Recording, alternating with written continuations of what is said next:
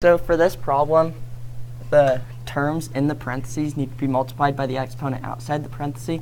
So it has to be something like that. And 4 times 6 is 24, so you're going to have g to the 24th. And then 6 times 12, 6 times 2 gives you 12, so you're going to have h to the 12th. Thumbs up or thumbs down? Is it you're up?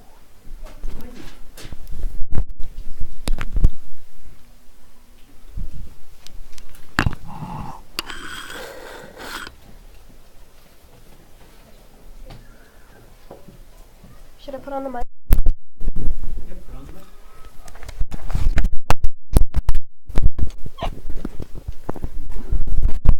Okay. Okay, so for this problem, first what you do is you need to multiply the g to the 4th times g. And when multiplying two variables, you want to always add to anything, and they have an exponent, you always want to add the exponent. So that's going to be g to the 5th. And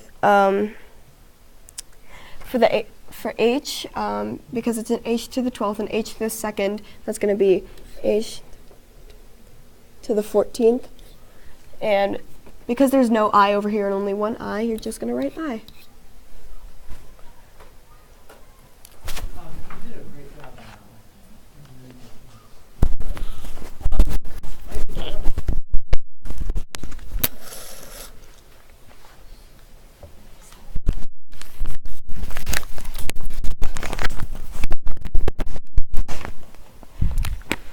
Okay, so first you're going to multiply the outside exponent to the second parentheses. So 3 times 5 is 15, so you have r to the 15th. And 3 times 4 is 12, so you'll have s to the 12th. And t has nothing, no variable but except 1, because everything that variable is 1. So 3 times 1 is 3, so you have t to the 3rd. So now you're going to add the like terms. So r3 plus r15 is r to the 18th. And s to the 12th plus s is s to the 13th. And there's nothing, or on the first parentheses, there's not a t. So you have t to the 3rd. So thumbs up or thumbs down? I have one small little thing that I would like to say. Mikey did a great job of doing the problem. Has the right answer. The one little nitpicky thing that I would like to point out is he was saying he was adding these when in fact you're multiplying these variables, and when you multiply variables with exponents you add the exponent. So understanding is great. I'm just changing the vocabulary a little bit. Are there questions so far? I was just reflecting with Miss Allen. Remember when these problems were so difficult for you? And now they were so quick and easy. It's fun to watch. All right, so we have one more that's very similar. This one is multiple guess. I want the simplest form of the answer. The simplest form of the answer.